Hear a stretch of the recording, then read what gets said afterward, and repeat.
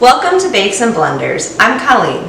Today you're going to learn how to make your own stencil out of parchment paper and then use that stencil to apply edible silver leaf or edible gold leaf onto your cake in that special design that you created. We are going to be taking this sketch and turning it into this cake. If you're excited to learn how to do that, let's get started. First, I'm going to go ahead and make the white chocolate decorations that I'm going to put on my finished cake. These can be made days or even weeks in advance because it's just white chocolate candy melts. So melt some white chocolate, pipe them into whatever mold you want to use, tap the bottom, set them aside, let them dry completely, then you can pop out your finished decorations and set those aside until you need them. The larger piece of coral ended up being too delicate for me to get the chocolate out in one piece, but that's okay. That's why I made extra, so always be prepared. I'm using a food safe marker to trace the shark picture that I chose onto my parchment paper. You don't have to because this side of the parchment paper will not be touching your cake, but I decided to anyways. You want to choose an image that is going to fit on your cake. My cakes are usually about 6 inches tall, so that's the size I went with. And you want to make sure that your image is not too complicated and that you like the silhouette because we're not going to see the details in the center. Once I finished tracing my shark outline, I taped my parchment paper to a cutting mat. You don't have to, I just chose to. Use a sharp craft knife to begin cutting out your stencil. You want to press firmly and work slowly so that you end up with nice, clean lines. Once you finish tracing your stencil with the craft knife, your image probably will not just pop out immediately. So very gently work your way around that template, that stencil again with your craft knife. If you find any areas that didn't get cut well, go back over that, work your way around, gently lifting that inner image out until you have your finished stencil. You can find links to the products that I've used in the description box below this video. Now it's time to fill and stack the cake. If you would like a step-by-step tutorial on how to do this, I will put a link above and down below in the description box. I also recommend using acrylic cake discs to get those super sharp edges on your cake with really nice straight sides. Again, I will put a link to that tutorial, which is a separate tutorial, up above on the video and down below in the description box. Once you finish filling, stacking, and frosting your cake, make sure you put it in the fridge and give it at least an hour to firm up and solidify. You want it to be super hard before we try to put this stencil and silver leaf shark on it because we don't want to work with a sloppy cake. Take your super hard cold cake out of the fridge, and instead of using a turntable this time, I am using a sturdy cake stand because I don't want this cake to move around while I'm trying to work with it. Put your template over the cake, make sure it's flush, your design is flat on the cake, and use some pins to hold it in place. Any areas that might look like they're going to flop around, put a pin in. I only needed 3. Once that stencil is secured to your cake, you can start applying your edible silver leaf. Simply pull back one corner of that tissue paper and you can start pressing it onto your cake. Now you want to be careful that it doesn't slip down beneath your stencil because then you're going to lose that definition on your cake. So you can also use paintbrushes to kind of pat that silver leaf down. You can use a paintbrush to transfer the silver leaf from the parchment paper onto your cake.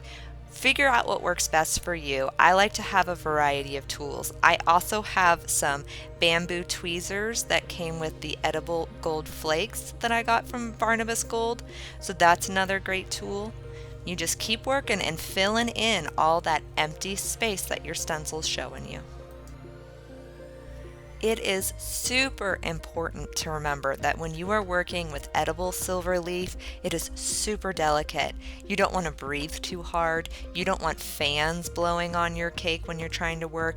Any of those movements are going to cause the silver leaf to kind of fly out of control. So work very carefully, and remember, silver leaf can sometimes seem to have a mind of its own. But don't worry, it's going to work out. You can find the recipe for this brown butter cake with brown butter, buttercream, and caramel filling in the description box below. It's insanely delicious, so I definitely recommend trying this out. To be perfectly honest, at first, I wasn't sure if this was going to work the way I wanted it to, but you just got to take your time and build up that silver leaf.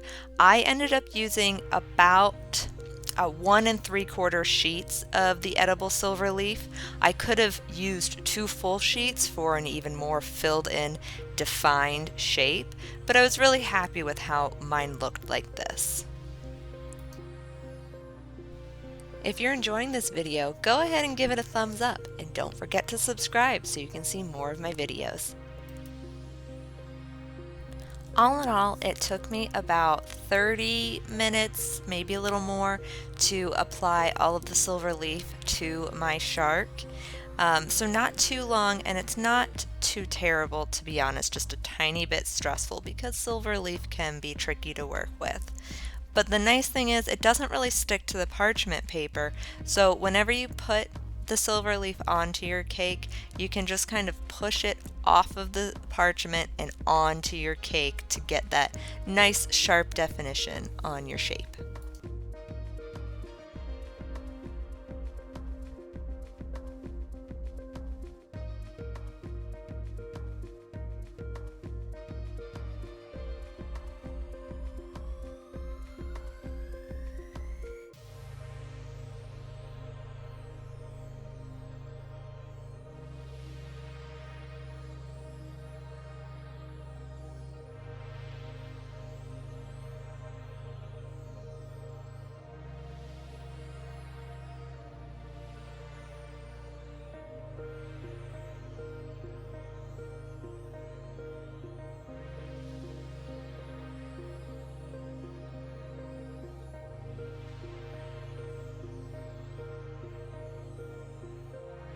Once you're happy with how filled in your stencil is, you can pull out those pins and very carefully remove your DIY parchment stencil. Then use your paintbrush to touch up any areas that you need to with silver leaf. Now it's time to finish off your cake. For my silver leaf shark cake, I wanted to embrace this underwater vibe I've got going on with the blue ombre. So I've got my white chocolate seaweed and seashells. I'm going to add those to my cake, and some white sprinkles and some sanding sugar. Do whatever you need to just finish off that cake.